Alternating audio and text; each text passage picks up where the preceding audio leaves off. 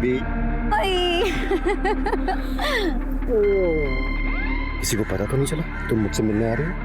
बिल्कुल नहीं, मैंने डाउट नहीं होने दिया किसी को। हाँ। No phone calls. यस।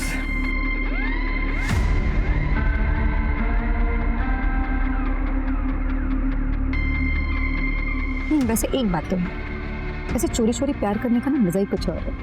कब तक हम इस तरह से वेट करते रहेंगे, चुप चुप करके मिलते रहेंगे? ये सब बहुत खूबसूरत लग रहा था। अच्छा। वैसे हस्बैंड ऑफिस गए और बच्चे भी बाहर हैं, तो क्या इरादा है?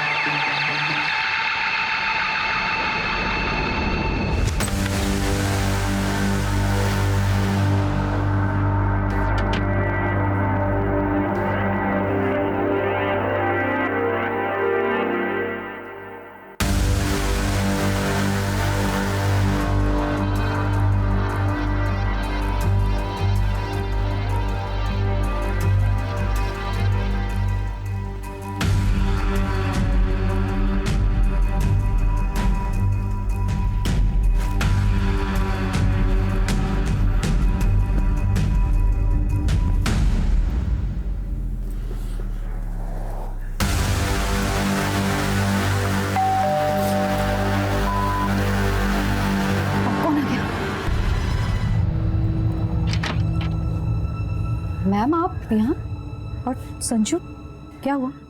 मैम स्कूल से कब से कॉल किया जा रहा है आपको, आप कॉल पिक नहीं कर रहे हैं। वो एक्सट्रीमली सॉरी मैम, लेकिन क्या हुआ?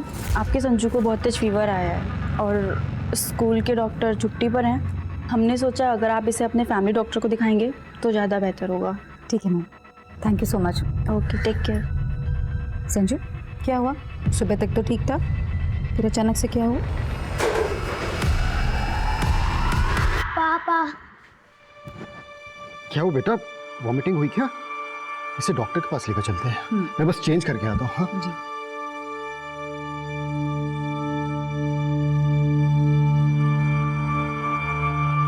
देखिए घबराने की कोई बात नहीं, मैं कुछ मेडिसिन लिख देता हूँ, वो आप दे दीजिएगा और अभी एक इंजेक्शन दे देता हूँ।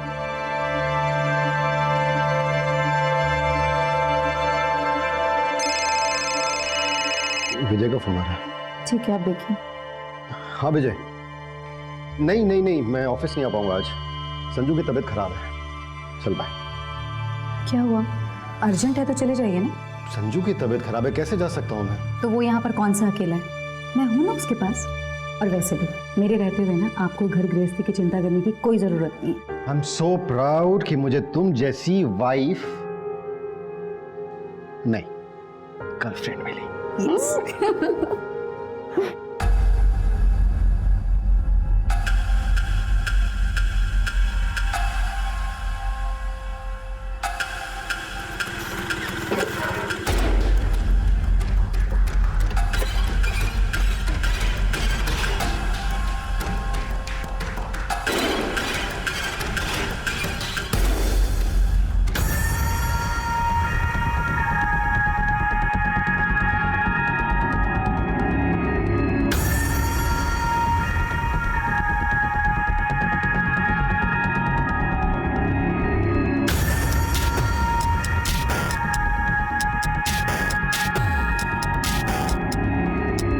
लैला मजनू, इधर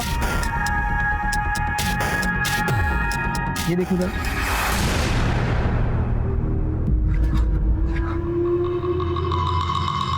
शाने क्या ये रिकॉर्ड किया तू? अब डिलीट करता उसको। कर डिलीट, कोई फायदा नहीं। उसे देख रहा, दोस्त है मेरी, उसके पास भी इस वीडियो की कॉपी है। 15,000 लगेंगे। तुम्हें ब्लैकमेल कर रहा है? डिलीट करना। पूरे पैसे दे तभी डिलीट करो। तेरा मुंह तोड़ दूंगा मैं, समझा? ज़्यादा होशियार हो रही। ये अपलोड कर दे तू। ओए रुक रुक रुक। अरे यार इतने में क्या होगा भाई? ये चिंदी तो समझ के रख लो तुम्हारे पास नहीं चेयर तो अपलोड कर दे यार। नहीं चाहिए। नहीं नहीं नहीं रुको रुको, मेरी बात सुनो। अभी तुम इतना रखो, बाकी पैसे हम कल दे देंगे। कल 11 बजे बाहर में अगर कोई होशियारी की ना तो तुम दोनों को सोशल मीडिया पे स्टार होने से कोई रोक नहीं सकता। कल दे देंगे पैसे।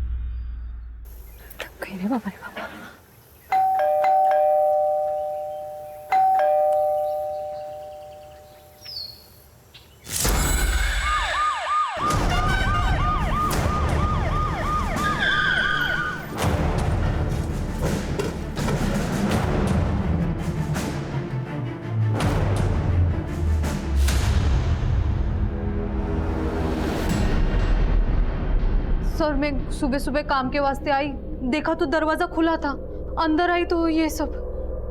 महेंद्र चेक करो।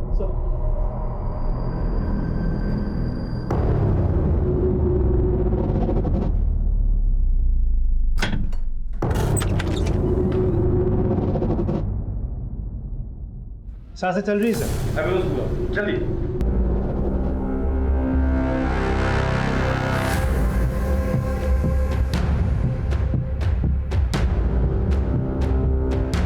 सर घर में किसी भी चीज की चोरी नहीं हुई है सर, क्योंकि अलमारी लॉकर सब सेफ है। साहब लेकिन वहीनी के जेवर गायब हो गए।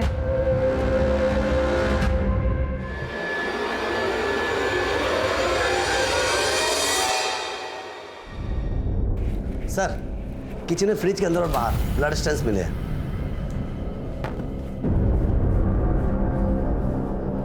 खोलो इसे।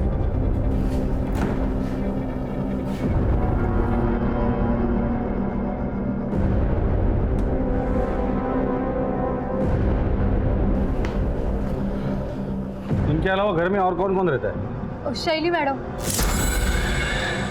लेकिन साहब शैली मैडम कहाँ है? उसका कमरा कहाँ है? सर ऊपर है।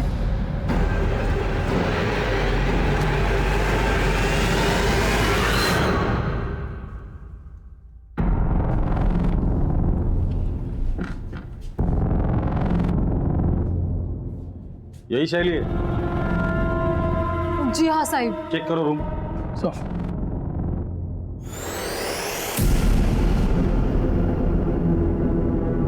शैली का मोबाइल है?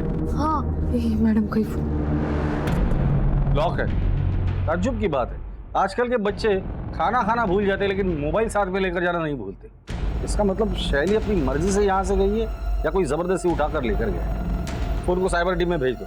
महेंद्र शैली की फोटो खींचो, हर पुलिस स्टेशन में सर्कुलेट कर दो और पेट्रोलिंग टीम को भी अलर्ट कर देना और शैली के बारे में और इन्फॉर्मेशन इनसे ले लेना। राजदीप मेरे साथ हो। सर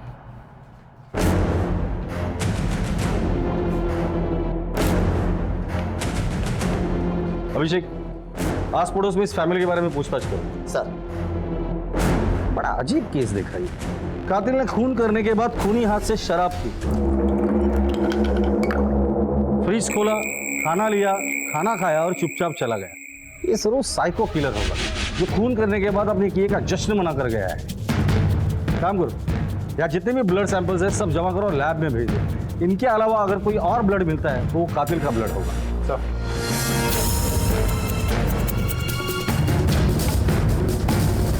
सर ये कुछ बताना चाहती हूँ। बोलिए। वो सर कल सुबह ना क्या बदतमीजी चल रही है? हाँ? निकल जाए यहाँ से, सोडणार नाही मी तुम्हाला। निकल यहाँ से। तूने किया ना ये सब? हाँ, तू कल शैली को घूर रहा था, जिसकी वजह से उसकी माँ ने तुझे मार के बेइज्जत करके घर से निकाल दिया था। खरा है साहब, लेकिन मैंने किसी को नहीं मारा। तेरे जैसे घटिया लोग ही ऐसा काम कर सकते हैं। सच सच बता दे, वरना जिस गंदी नजर से शैली को देख रहा था ना, वही तेरी आखिरी निकाल कर हाथ में दे दूंगा। चल बता, शैली को कहाँ छुपा कर रखा है? सच में साहब, मैंने किसी को नहीं, कुछ भी नहीं किया साहब मैंने। तू ऐसे नहीं बोलेगा राजदीप, इसे बेहोश होने तक मारना, फिर होश में लाओ और फिर मार।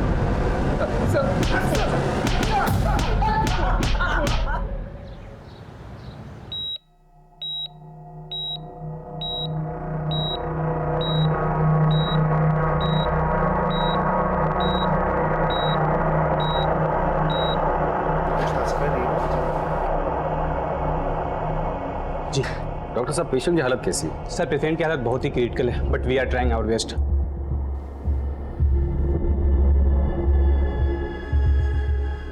सुख और शांति से जीना हर इंसान, हर परिवार का सपना होता है, और बिल्कुल ऐसा ही जीवन जी रहे रत्ना के परिवार पर टूटे कहर ने आसपास के सभी लोगों के दिल दहला दिए।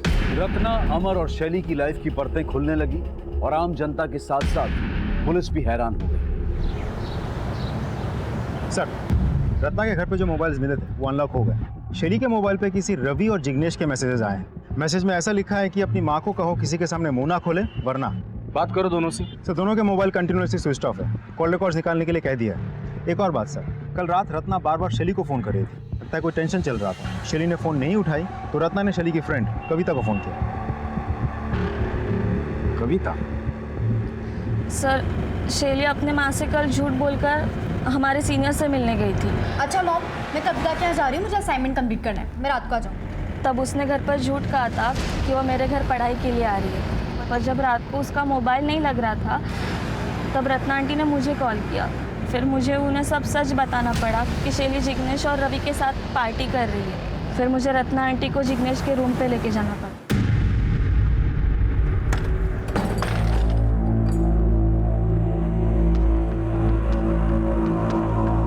क्या चल रहा है यहाँ पर ये सब? हाँ, क्या कर रहे थे तुम मेरी बेटी के साथ? बोल दे, करे पूछ रही हूँ मैं तुमसे कुछ। शैली, शैली उठ, उठ, उठ बेटा, चलो। एक बात और, जो हरकत तुम लोगों ने मेरी बेटी के साथ की है, दोबारा ये हरकत तुम लोग किसी भी लड़की के साथ ना कर सकते। इसलिए तुम्हारी इस करतूत के बारे में ना मैं सिर्फ तुम्हारे पेरेंट्स को नहीं कंप्लेन करूंगी, उसकी कंप्लेन मैं तुम लोगों के कॉलेज में करूंगी और पुलिस में करूंगी। चलिए।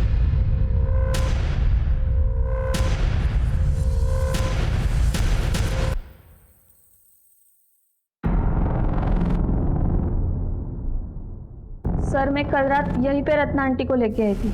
ये जिग्नेश और रवि, इन दोनों के मोबाइल सर्विलेंस पे डाल दो और उनके माँ बाप से बात करो। अगर वो कुछ नहीं बताते तो उनके मोबाइल भी सर्विलेंस पे डाल दो और उनके डेबिट कार्ड, क्रेडिट कार्ड दोनों पे नजर रखो। इन दोनों के फोटोज हर जगह पे सर्कुलेट करो।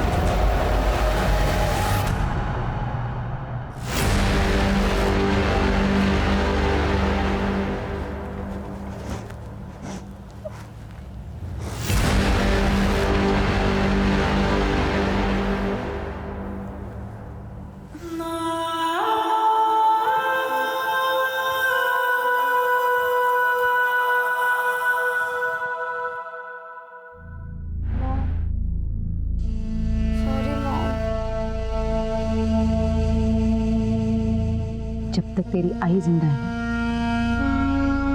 तेरा कभी गलत नहीं हो सकता।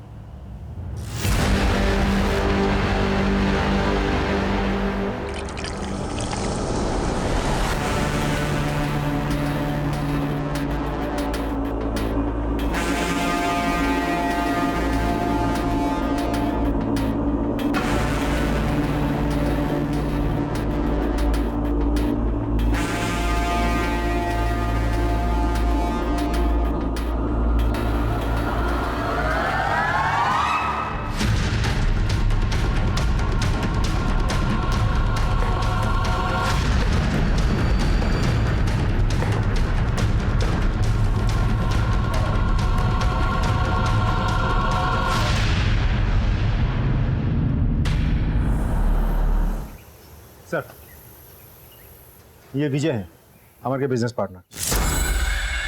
बस अब बता सकते कि अमर की किसी के साथ दुश्मनी थी, लड़ाई झगड़ा, या अमर को किसी ने धमकी दी थी? जी हाँ सर, एक्चुअली मैं वही बताने आपको आया हूँ कि कल रात। देखिए लियाकत जी, आप ये ठीक बात नहीं कर रहे हैं, ठीक से बात कर। क्या कर लेगा रे तू? क्या कर लेगा? लियाकत, चुप रहे तो। क्या करेगा तू? काम बंद करेगा ना? चल काम बंद करके निकल। तुझे क्या लगता है तू अकेला ही है? हाँ, ये टाइल्स और मार्बल्स का सप्लायर। हमारा 11 लाख रुपए पहले क्लियर करिए, उसके बाद आपको जिससे काम करवाना आप करवा सकते हैं। लियाकत ये ठीक नहीं है। तेरे को ठोकू क्या? दोबारा पैसे मांगने के लिए आया ना तू, तेरे साथ साथ तेरी बीवी और बच्चों समेत सबको उड़ा दूंगा, समझा क्या तू? मैं बोल रहा हूं ना तेरे को। लियाकत अली, बस चला चलो इसमें।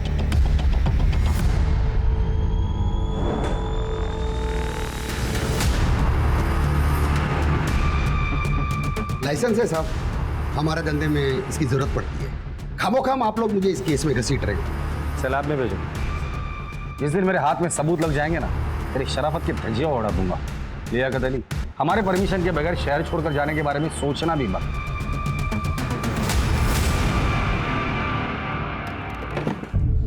अमर को होश आ गया? नहीं सर, अभी बेहोश है सर। डॉक्टर उसे रिवाइव करने की पूरी कोशिश कर रहे हैं। सर, रत्ना और अमर के मोबाइल में किसी योगेश ने धमकी भरे मैसेजेस भेजे थे। योगेश कौन है? पता लगा लिया सर?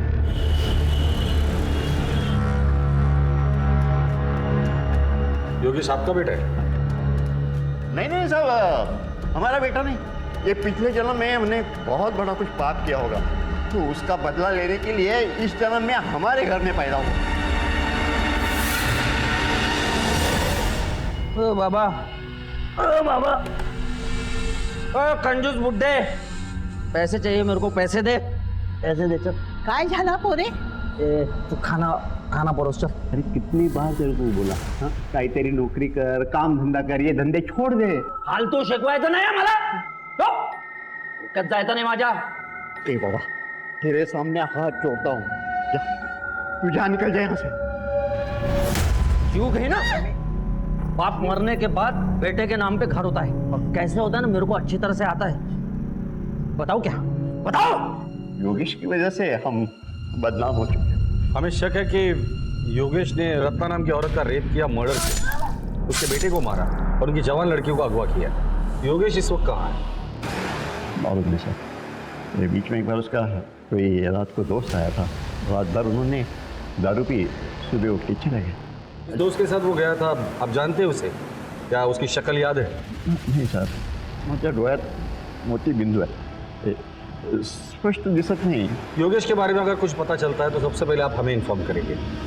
जी सर। रत्ना मर्डर केस में योगेश प्राइम सस्पेक्ट, योगेश का मिलना बहुत जरूरी है। योगेश इस दोस्त के साथ गया था, अगर वो हमारे हाथ लग जाता है तो योगेश भी हाथ लग जाएगा। इस एरिया में जितने भी सीसीटीवी है सबके फुटेज चेक करो, किसी न किसी फुटेज में ये दोनों जरूर दिखाई देंगे। सर,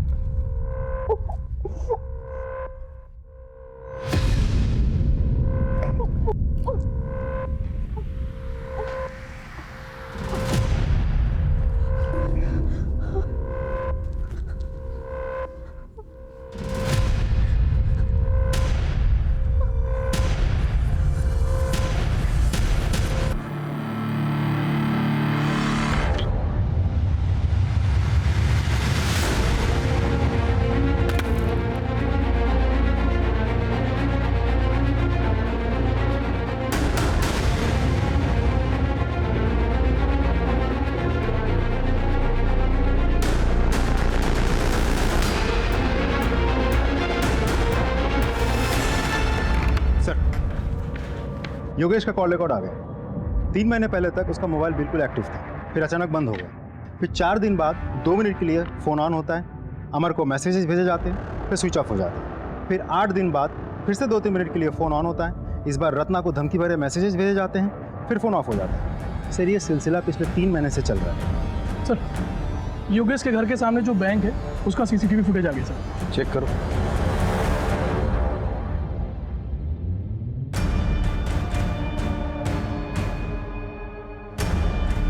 यही वो आदमी जिसके साथ योगेश 3 महीने पहले कहीं चला गया था। इस आदमी के जरिए हम योगेश तक पहुंच सकते हैं। पता करो ये आदमी है कौन और कहाँ रहता है।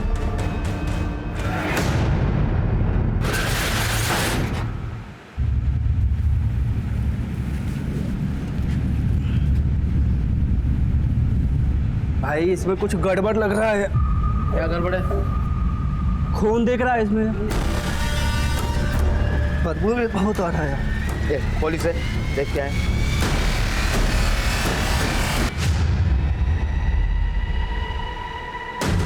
Hello police. Sir, AB road पे एक टेम्पो में लाश मिली है सर। वो लाश हमारे वहाँ दर्ज मिसिंग कंप्लेन की फोटो के साथ मैच होती है। एक बात और सर, वो टेम्पो जिस मित्तल ट्रेडर के वहाँ से लोड हुआ था वो भी हमारे ही जुरिडिक्शन में आता है। ठीक है राजीव सर, केस का चार्ज ले लो और जिन लोगों ने मिसिंग कंप्लेंट दर्ज की थी उनको बुलाकर बॉडी की शिनाख्त करवाओ। जी सर।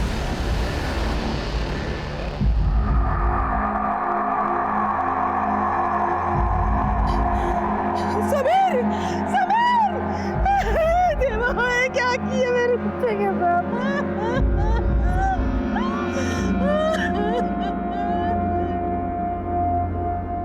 मैं आपका दर्द समझ सकता हूँ, पर तहकीकात तो हमें करनी ही पड़ेगी। समीर ने आपको कभी बताया था कि उसे कोई धमकी दे रहा है या उसका किसी के साथ लड़ाई झगड़ा ऐसा कुछ? नहीं साहब, ऐसा कुछ भी नहीं। हमें समीर के सामान की तलाशी लेनी होगी, शायद वहां से हमें कुछ क्लू मिल जाए। जी।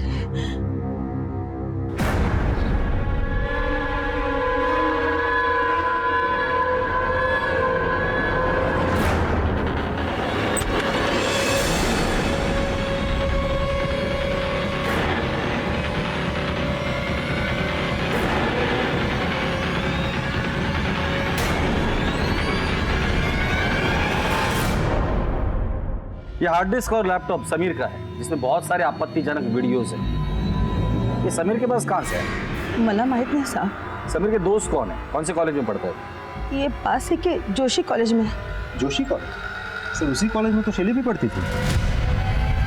समीर की कोई गर्लफ्रेंड है?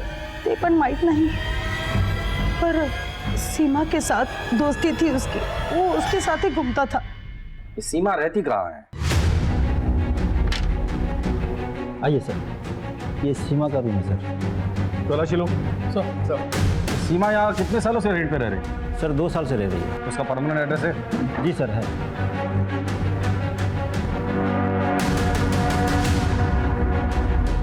सर ये कैश मिला सर। सर लैपटॉप मिला है, चेक करो। आप बाहर रुकिए। वीडियोज में समीर के लैपटॉप से भी हमें ऑलमोस्ट सेम वीडियोस मिले थे। मतलब समीर और सीमा मिलके सबको ब्लैकमेल कर रहे थे। और हो सकता है इस ब्लैकमेलिंग के चक्कर में समीर का मर्डर हुआ हो और सीमा की जान को खतरा हो सकता है। इन वीडियोस में जितने भी लोग दिख रहे हैं सबको आइडेंटिफाई करो। सीमा की फोटो हर जगह सर्कुलेट कर दो और सीमा के माँ बाप को कांटेक्ट करने की कोशिश करो। सर हमने मित्तल ट्रेडर्स में जाके डिटेल में पूछताछ की। वहाँ समीर को कोई नहीं जानता, ना किसी ने मर्डर होते हुए देखा और ना डेड बॉडी को टेम्पो में डालते हुए देखा किसी ने। सर मैंने कुछ रिसिप्ट्स के पिक्चर्स भी खींचे, मैं दिखाता हूँ। ये भी सर, ये सारे रिसिप्ट्स मैंने खुद चेक किए हैं, ऑल क्लियर है, कुछ भी सस्पिशियस नहीं दिख रहा है सर।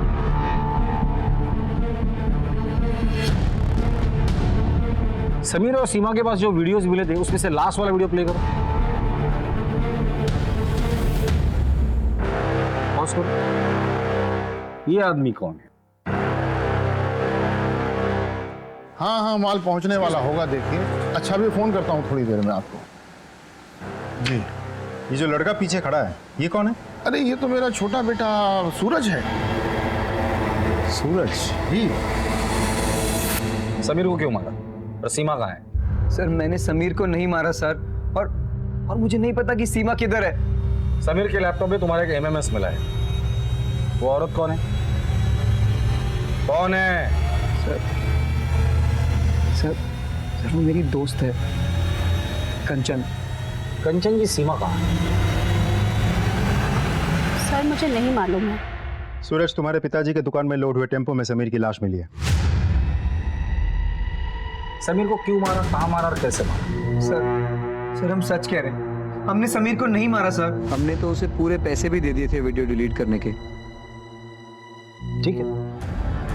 अभिषेक, प्रीति, जब तक ये लोग सीमा का पता नहीं बताते इनकी अच्छे से खातिरदारी करते हैं। सर हम सच बोल रहे हैं, हमें कुछ नहीं मालूम। हमें नहीं मालूम है साहब, मेरी बीबी को कब छोड़ देंगे आप? अभी पूछताछ चल रही है। लेकिन उसका कसूर क्या है? आप सुन नहीं पाएंगे। साहब बताइए ना। आपके बीवी का उसके दोस्त के साथ एमएमएस मिला है और जिन लोगों ने ये बनाया था, एक का मर्डर हुआ है और दूसरी गायब है। सुन लिया आपने? अब जाइए। सर, खबरी से पता चला है कि रत्ना की सुपारी निकली थी सर। फिर ये भी सुनने में आया कि सुपारी वापस हो गई। रत्ना की सुपारी? और वो तो एक हाउस वाइफ है, उसकी सुपारी कौन देगा और क्यों देगा?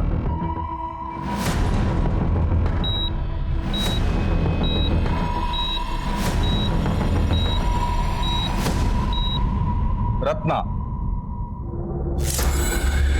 पहला सस्पेक्ट योगेश, जो उसे धमकी भरे मैसेजेस भेजता था। जिग्नेश और रवि, इन दोनों का रत्ना के साथ ड्रग्स को लेकर झगड़ा था।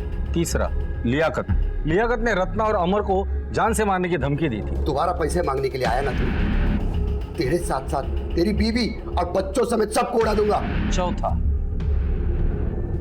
अमर। अमर? अमर तो रत्ना का पति है और वो खुद जख्मी है, लेकिन जिंदा है। ऐसा भी तो हो सकता है कि रत्ना और संजू को मारने के बाद अमर ने अपने आप को जख्मी करके बाथरूम में बंद कर लिया हो। लेकिन सर घर पे हमें कोई खून से सना हुआ हथियार नहीं मिला और उसका खुद का सिचुएशन भी बहुत क्रिटिकल है। ताज्जुब की बात तो यही है कि हत्यारे ने हत्या करने के बाद उसी खूनी हाथ से शराब पी, खाना खाया और उसके बाद उसने चोरी भी की। पता करो इस तरह की वारदात और भी कहीं हुई है क्या? अगर हुई है तो उसके सारे डिटेल्स मुझे चाहिए। अब दूसरा मर्डर केस, समीर। अब इस समीर मर्डर केस में शैली, सीमा और समीर, ये तीनों क्लासमेट हैं। क्या रत्ना और समीर, इन दोनों के मर्डर केस एक दूसरे से जुड़े हुए हैं? 3 हत्याएं, एक गंभीर रूप से जख्मी और एक अगवा। अखबार की सुर्खियों और टीवी की ब्रेकिंग न्यूज पर छाए इस केस की गुत्थियां दिन ब दिन उलझती जा रही थी। पुलिस को उस एक तिनके की तलाश थी जिसके सहारे वो गवाहों और सबूतों के साथ कातिल को पकड़ पाए और आखिरकार पुलिस को ऐसा एक तिनका, एक सुराग मिल गया। सर, योगेश जी दोस्त के साथ गायब हुआ था, वो देव है। योगेश के कॉल रिकॉर्ड से पता चला कि 3 महीना पहले उसका फ़ोन बंद हुआ था और जिस एरिया में बंद हुआ था उस एरिया में सिर्फ एक ही फार्म हाउस है जो देव का है और उसके बाद उसका फ़ोन कभी कभार ऑन ऑफ होता रहा।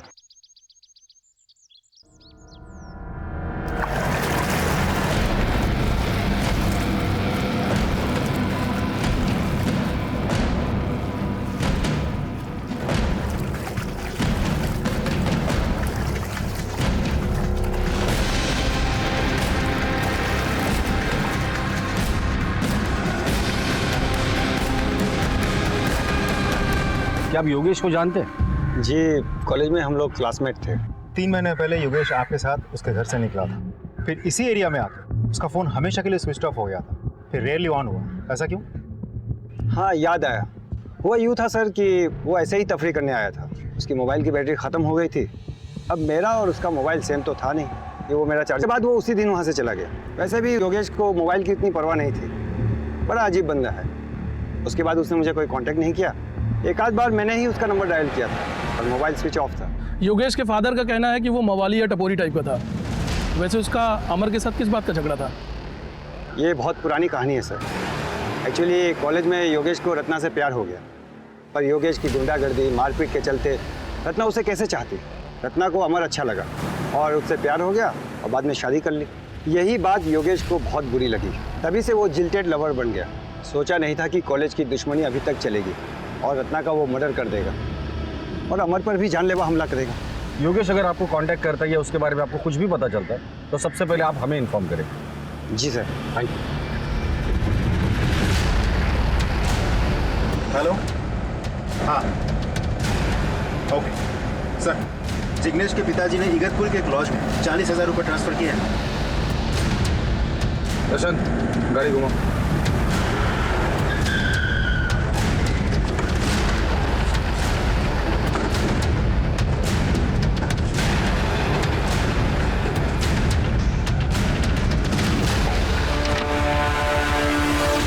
जिग्नेश और रवि, शैली कहाँ है? पता नहीं सर। मुझे तो पता होगा ना? नहीं सर, मुझे नहीं पता है। नहीं पता? ले चलो दोनों को। सर सर सर बात तो सुनिए सर। रत्ना का मर्डर हमने नहीं किया सर।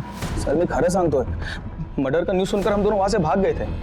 सर हमें लगा हमारे मैसेजेस देख के आपको डाउट होगा, इसके सर हमने अपने पेरेंट्स से बात की थी, उन्होंने ही हमें ये लॉज में छिपाया था। और शैली को कहाँ छिपाया? तो शैली को हमने नहीं छुपाया सर।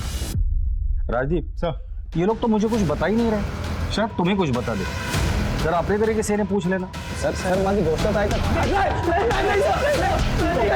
सर कल हम डिस्ट्रिक्ट कोर्ट गए थे एक पेशी के लिए। वहाँ विजयनगर और संभाजी नगर पुलिस स्टेशन के कांस्टेबल्स कह रहे थे कि उनके एरिया में एक सिमिलर केस हुआ है, जहाँ एक हत्यारे ने महिला के साथ रेप किया, हत्या की, शरीर के सारे गहने चुराए, आराम से खाना पीना खत्म किया और निकल गया। ये दोनों केसेस की फाइल मंगा लो, और ये दोनों केसेस में जो हस्बैंड है उनको भी बुलाओ। सर केस जल्द से जल्द क्रैक करना है। Right sir. Ratna murder case की छानबीन चल ही रही थी कि तभी पुलिस को एक और लाश मिली। फोन किसने किया था? सर मैंने किया था।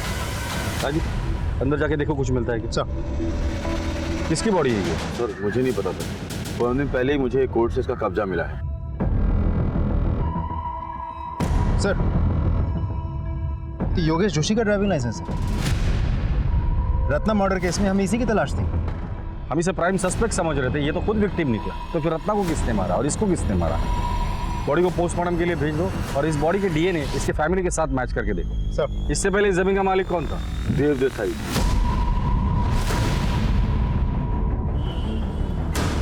देखो सब अजब इत्तेफाक है, 3 महीने पहले योगेश गायब होता है, आखिरी बार आपके साथ था। फिर योगेश का फोन बंद होता है आप ही के यहाँ पर। अब योगेश की लाश मिल गई, वो भी ऐसी जमीन पर जिस पर आपका कब्जा था। अब तो बताइए योगेश को क्यों मारा? मैंने योगेश को नहीं मारा। राजदीप घर की तलाशी लो। सर आप बिना वारंट के अंदर नहीं जा सकते। ये वारंट चलेगा या इनसे भी वारंट दिलाओ? सर मेरी बात सुनिए। सर मेरा यकीन कीजिए कुछ नहीं है। सर आपको कुछ नहीं मिलेगा। इस कमरे में क्या है? सर ऐसे ही कोई पुराना सामान रखा हुआ। चाबी दीजिए उसमें। सर वो खो गई है। महेंद्र हथौड़ा लेके आ। सर मेरा यकीन कीजिए कुछ नहीं है, आपको कुछ नहीं मिलेगा। तोड़ दे इसे। सर कुछ नहीं है सर। शैली खोलो इसे। ये यहाँ क्या कर रही है? सर इसने मेरी माँ और भाई को मार दिया और फिर मुझे यहाँ ले आया। इसे हॉस्पिटल लेके जाओ।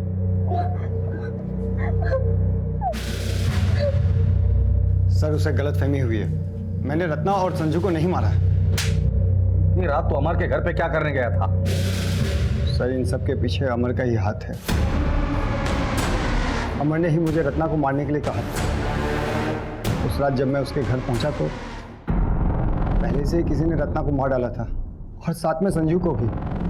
अचानक शैली रूम से बाहर आई और वो मुझे हत्यारा समझने लगी।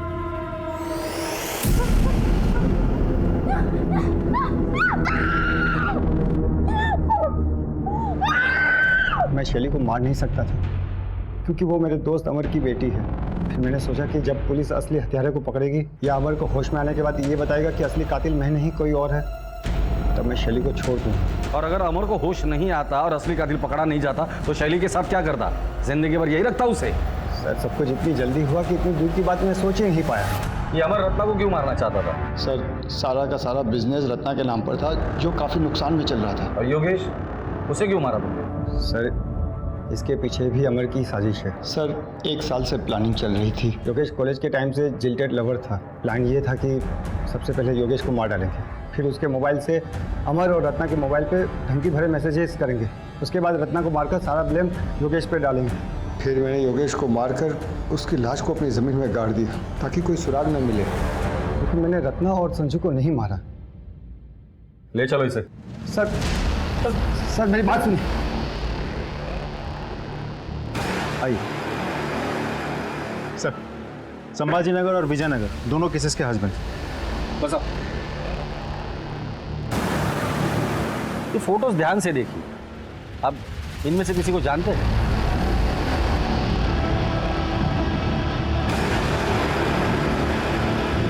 नहीं सर। नहीं सर। आपकी पत्नी की 4 महीने पहले हत्या हुई थी ना? जी साहब। क्या हुआ? साहब हम नए नए नासिक शहर में आए थे। मैं कुछ काम से घर से बाहर गया, वापस आकर देखा तो मेरी बीवी की हत्या हो चुकी थी साहब। जिस दिन मर्डर हुआ था उसके पहले क्या हुआ? गोदावरी में नहाने के लिए गए थे तो बच्चे को बुखार आया, तो यहीं डॉक्टर जय के क्लिनिक में लेकर गए थे उसका इलाज के लिए, और उसी रात मेरी बीवी और मेरे बेटे की हत्या हुई थी सर। आपकी बीवी की 1.5 महीने पहले हत्या हुई थी ना? जी सर। क्या हुआ?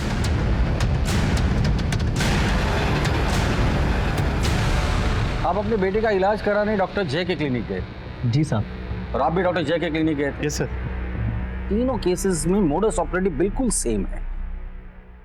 अब तो ये डॉक्टर जय ही हमें बताएगा इन तीनों मर्डर से उसका क्या कनेक्शन है। डॉक्टर साहब, पिछले कुछ दिनों से शहर में अजीब सिलसिला शुरू है। संध्या अपने बच्चे के साथ आपके क्लिनिक में आती है, उसी रात संध्या के साथ रेप होता है और उसका मर्डर हो जाता है। फिर पूनम अपने बच्चे के साथ आपके क्लिनिक में आती है, उसी रात पूनम के साथ भी उसका रेप होता है, उसका मर्डर हो जाता है।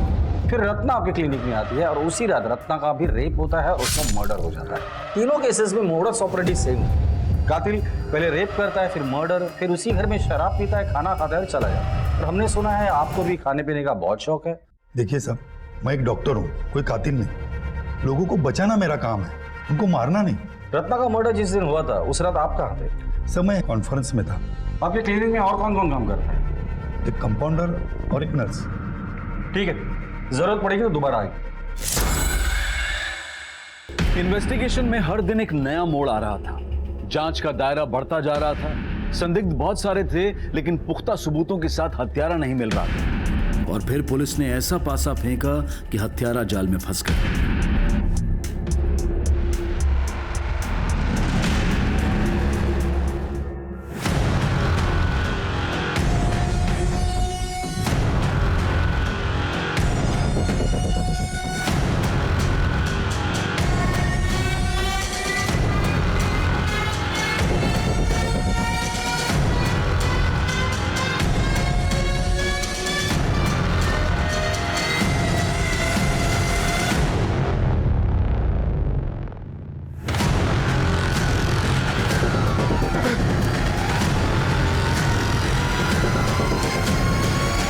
डॉक्टर जय कि यहाँ कंपाउंडर हो ना?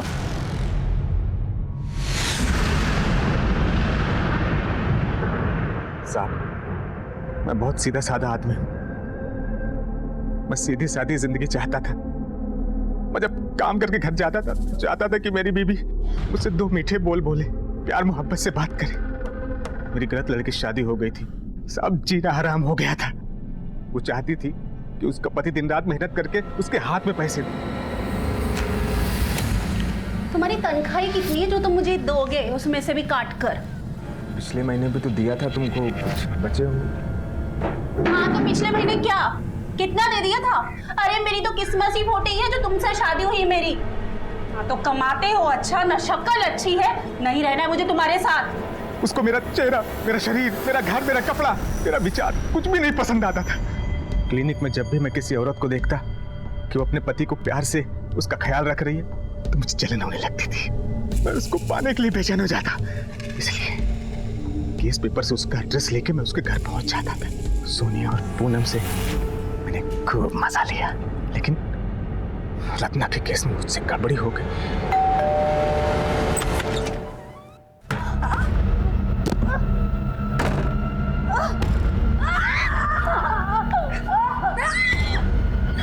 डरो मत, मैं तुम्हारा पति हूँ।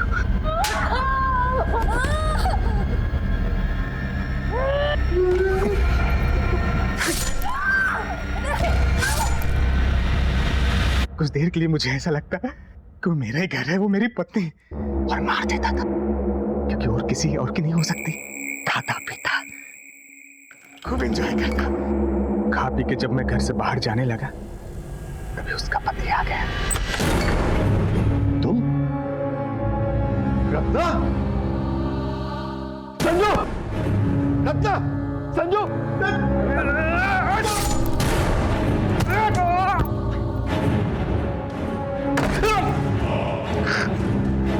अमन ने बाथरूम का दरवाजा अंदर से बंद किया हुआ था, लेकिन मैंने जो घाव दिया था मुझे इस पर पूरा विश्वास था। खून बहेगा और वो मर जाएगा। तभी मैं वहां से चला गया। अमर को मारने का प्लान नहीं था, लेकिन उसने मुझे देख लिया था तो क्या करता साहब,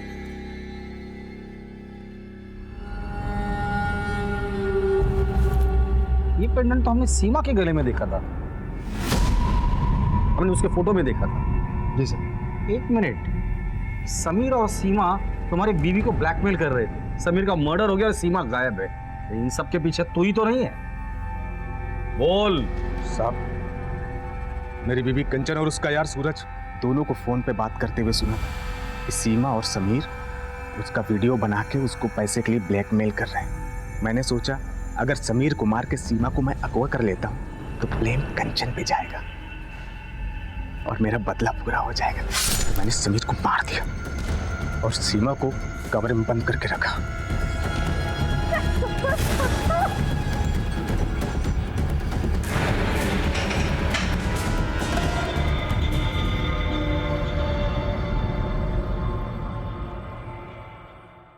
देखिए क्राइम पेट्रोल सतर्क 16 मार्च से नए समय पर सोमवार से शुक्रवार रात 11 बजे। अधूरे सपने अच्छे इंसान को फिर से संघर्ष करने की प्रेरणा देते हैं, लेकिन अगर उसका दिमाग, उसका मन ईर्ष्या से ग्रसित हो जाए तो वो उसे गुनाह के रास्ते पर ले जाते हैं। भागीरथ के साथ यही हुआ था। सुशील, संस्कारी और पति से प्रेम करने वाली पत्नी ना मिलने से वो इतना डिस्टर्ब हो गया था कि उसने अपने संपर्क में आने वाली सुशील और संस्कारी महिलाओं को अपना शिकार बनाना शुरू कर दिया। अगर भागीरथ अपने मन में उठ रही नफरत और जलन के तूफान से सतर्क होता, चुभने वाले रिश्ते से सही समय पर मुक्ति पाता, तो वो सीरियल किलर नहीं बनता। भागीरथ, समीर, सीमा और देव को अपने गुनाहों की सजा मिली और अमर ने भी अपने किए का मोल चुकाया।